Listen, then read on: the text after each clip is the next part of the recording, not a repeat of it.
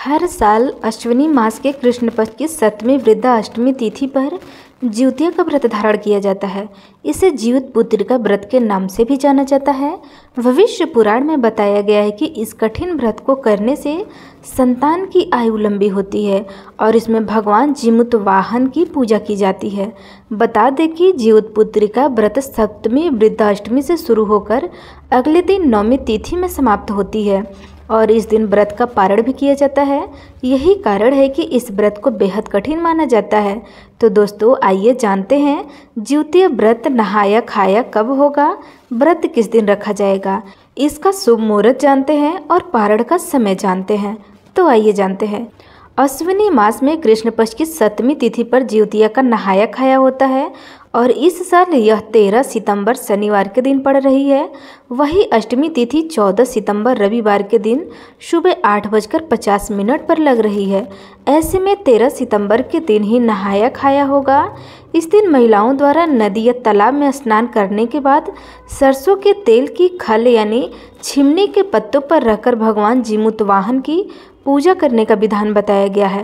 विधि विधान से पूजा करने के बाद महिलाएं तेल को अपनी संतान के सिर पर आशीर्वाद के रूप में भी लगाती हैं। 14 सितंबर रविवार के दिन सूर्योदय से पहले ब्रह्म मुहूर्त में जितिया ओठगन रहेगा। इसमें व्रत रखने वाली विवाहित महिलाएं चूड़ा दही समेत कई प्रकार के भोजन करती हैं। इसके बाद अपने शरीर को दरवाजे से टिकाकर पानी ग्रहण करती है। मान्यता के अनुसार ऐसा करने से भाइयों की आयु भी लंबी होती है और ओठगन के बाद महिलाओं का निर्जला व्रत शुरू हो जाता है। इस बार जिउतिया का निर्जला व्रत 14 सितंबर रविवार के दिन रखा जाएगा।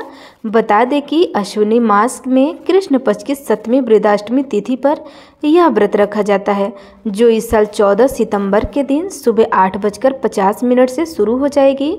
ऐसे में 14 सितंबर को सुबह से ही जिउतिया व्रत की शुरुआत हो जाएगी। इसके बाद अष्टमी तिथि का समापन अगले दिन यानी 15 सितंबर सोमवार के दिन होगा और इसी के साथ जिउतिया का व्रत समाप्त हो जाएगा। अब जानते हैं पारण का समय क्या रहने वाला है। तो 14 सितंबर शनिवार को पूरा दिन निर्जला व्रत रखा जाएगा। इसके बाद अगले दिन 15 सितंबर सोमवार को सुबह 6:35 पर अष्टमी तिथि का समापन होगा और 9वीं तिथि की शुरुआत हो जाएगी। इसी समय पर व्रती महिलाएं दातुन करके स्नान आदि कर सकती हैं और फिर पूजा करने के बाद अन्न जल ग्रहण कर सकती हैं। तो ये रही आज की वीडियो। उम्मीद है आपको अच्छी लगी होगी।